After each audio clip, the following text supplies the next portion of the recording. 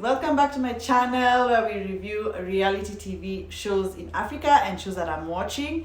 And today's review is about Real Housewives Ultimate Girls Trip, guys. We're already in episode 3, guys.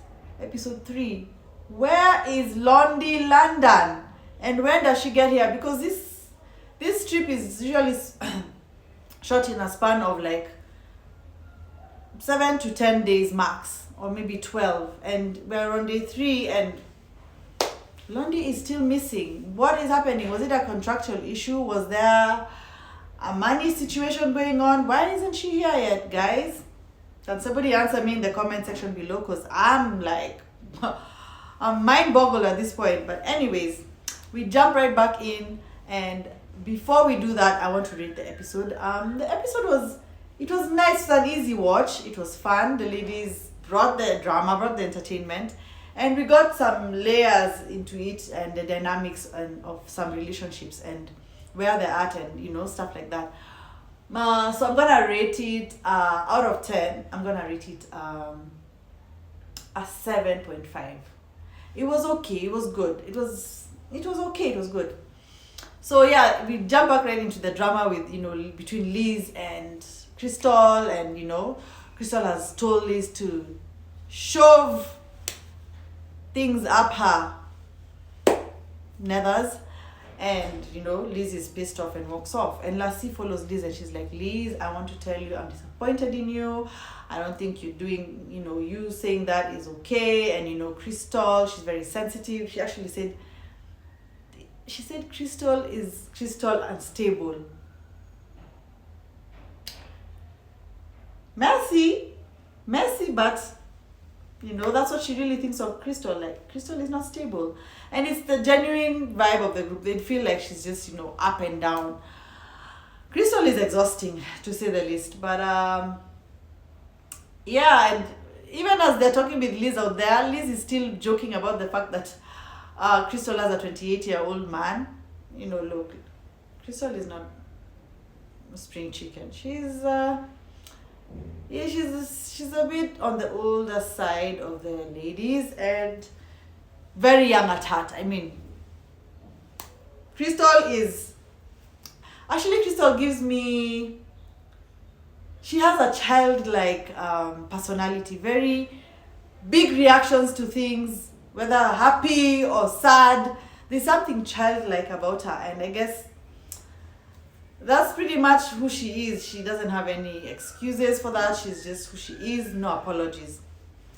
Anyway, Liz comes back in and Crystal apologizes to her, and they, start having a good time, and Crystal is whining and showing the ladies how to whine her waist, and the ladies are laughing and taking videos. I mean, Crystal is just a good time, and she doesn't mind being the center of attention, and while being the center of attention, she's genuinely making kind of fool of herself, but doesn't seem to care.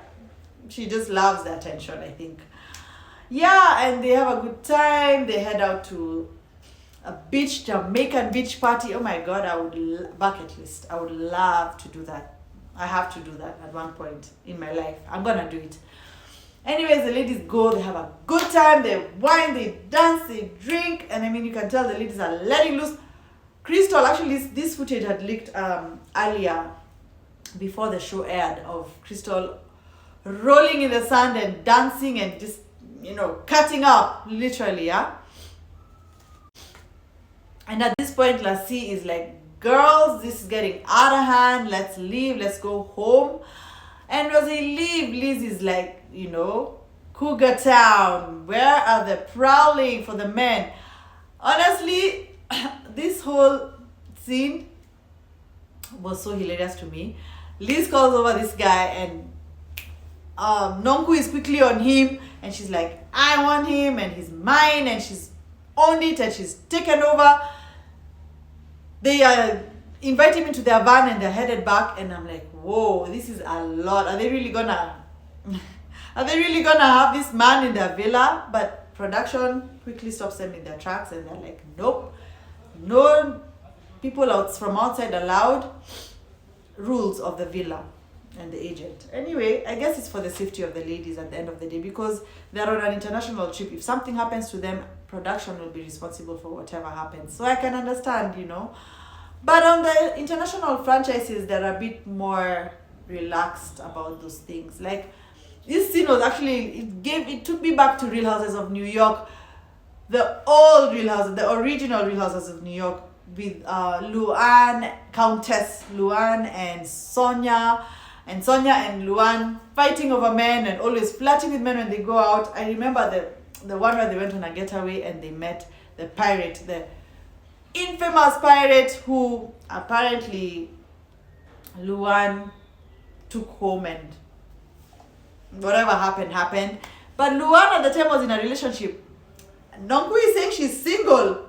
But a few weeks back on her own Durban show, she was telling the ladies over there about her man, and production had the playback to prove it.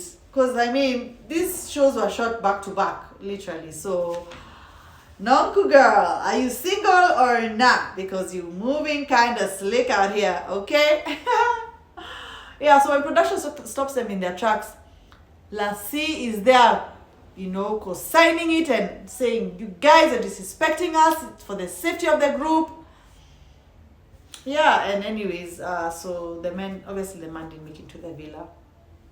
So Jojo and Nonku are catching up the morning after the whole, Jamaican party.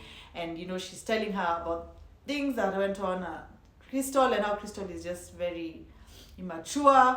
And I don't think the word she used was immature. I've kind of paraphrased it there. I can't remember exactly what she said, but she finds, Crystal off. And she's telling her about Mel and how Mel, she feels, is in an abusive marriage and being controlled. And for me, I was like, okay guys, if that's what you really feel, I don't know. I think those are very heavy statements to make about someone and their husband. And it's quite damaging to say that without any solid proof of that. And when you say something like that on a platform like this, it kind of sticks and makes it real. You know what I'm saying? So I'm feeling some type of way about those statements being made on such a platform. And what I'll say is fine. Mel loves her husband loves her. They're very close. She said what did she say? She said she can't live without him. Okay, fine. They're in love, I guess. But one thing I'll say is I wouldn't call him, because I don't know whether he's doing the things that Nonku is saying he's doing to her. But what I'll say is he's very sassy for a man. He's in a lot of the women business. He's enjoying the gossip. Even Mel was catching him up and talking to him about the ladies and telling him about, what's going on. But she kept some things from him, like the fact that the ladies are really coming for her. At this point, there's a lot of things happening off camera. And you can tell the vibe the ladies are, you could see Nonku, Leabo, and Bev at breakfast talking about Mel at the table, and they're all echoing the same sentiments. Bev was just listening mostly, but she has her history with these people, and what exactly it is, I'm not sure. She was telling them about how Mel, the night before, came for her about her post that was a Bible verse, which incidentally Nonku had shared with Bev, which explains that why Bev and Nonku are tight. They're already, drawn to each other. I think they've been friends on social media, and now that they're together in person, they've kind of connected, Yeah, he's sassy. That I can say. But about him being controlling and abusive, those are really heavy statements to say without any proof of that, Yeah, and then Nonku tries to convince Alton and production to let her host the gentleman. She calls him he calls her, and Nonku is very forward. She's like, hey, do you want to meet up for lunch or something? And the guy seemed like he was second guessing himself a bit. Like he was like, Do I want to do that?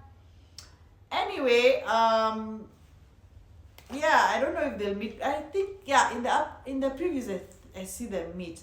But then she calls over Alton. Honestly, Alton is weird. Is it just me?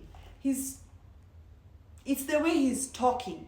He's enunciating his words like this. Like if he doesn't talk like this, the ladies will not understand him. Honey, we know English on this side of the world, okay? Talk like you normally do with your Jamaican accent. We will get it. Maybe not the really heavy, deep ones with the, the colloquial, the way they talk, the patois. But just talk the way you talk. It was annoying. More than what he was saying in terms of like emailing the agent and what and getting permission. That's okay. Those are the rules. But how he was saying it was irritating me, honestly. Alton, get your act together. And then we see Bev and Mel go for to the market or something. It looked like the market that they were going to kind of just talk and clear the air. For me, I've really wondered because Mel Bev the night before said, you know what, Mel, I really don't like you. And to come out rightly like that and say that to her, I feel like there's more to this situation that we don't know about. There's a backstory that we're not being told about Mel and Bev. And I think Nonku kind of alluded to it by saying, I noticed that Pete is following Bev on social media. Is she trying to say that he's checking for Bev and he's Mel's husband? I don't know. I'm not sure what's going on here. But the ladies kind of, talk, and Bev is like, look, we're cool. I don't have any issues with you. And we're similar. We're powerful women. We should support each other and the niceties. But these two clearly don't like each other. They just, I think, decided to have this conversation just to make sure that they don't mess up the vibe in the group on this trip. That's what I felt like it was, honestly. Then we see Lassie go out to a restaurant at some nice river with Letabo, sorry, and having lunch and kicking and talking, and oh my god, let me tell you something. I love how Lassie narrates stories. She's so entertaining. She can paint a picture for you. You're even like hanging to her everyone. I don't understand Zulu. I'm reading the subtitles, but I'm literally so entertained by what she's saying. I wish I understood it because I know there's some nuances in there that I'm not catching. But all the same, they're having lunch and they're catching up, and she's telling her because Letabo didn't join them for the Jamaican party the night before. So Lassie springs Crystal on Letabo as they're having lunch. Crystal joins them. Obviously, Letabo was not aware. I don't know if Crystal knew that Letabo would be there. But she shows up and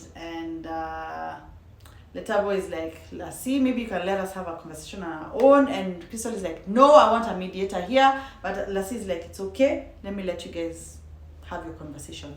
And she steps away. Now, this situation between Letabo and Crystal is very evident that Crystal is on the defense about things. She wants so badly for people to always be on her side in any situation. I don't know why.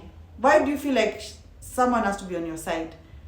Argue out your point, and if she's not feeling your point, it's also fine. It's not about sides. It's about what is the truth. The arguments that they're having are about a season that they were on that didn't even make it to on screen. To me, it feels like Letabo is trying to hold Crystal accountable for her actions, and Crystal is refusing to acknowledge her part in anything. I'm not gonna say that what happened to Crystal was right, but Crystal also needs to own the fact that she had a part to play in it. If you watch the footage of the actual altercation, Crystal did, throw the first, she made first contact, okay? And from there, it went downhill, and it was intense, to say the least. The fact that they came to my country, Kenya, and it didn't air is just so disappointing, honestly. But Crystal is too. She's annoying. She needs to someone needs to shake her into reality. The girl is not living on this plane. She's just not here.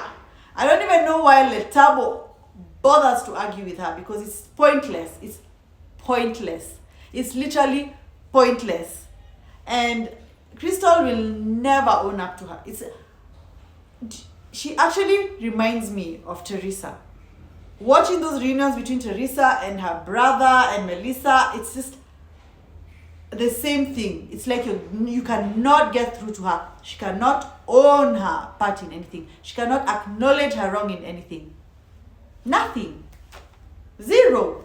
And at this point, I just hope she doesn't ruin this trip, because oh my God, she's a wild card. She's out there. She's just out there, and I'm over her at this point. Actually, I'm really over her, honestly. Yeah, guys. That's it for this reunion. It didn't have much going on. It had a few bits and dramas here and there, but I do enjoy doing this content. I do enjoy watching these shows, guys. Please share, like, subscribe, comment, send it out there so the algorithm can pick it up and tell people I'm over here making this content. And guys, we'll see you back here for my next review very soon. For now, I'll say bye.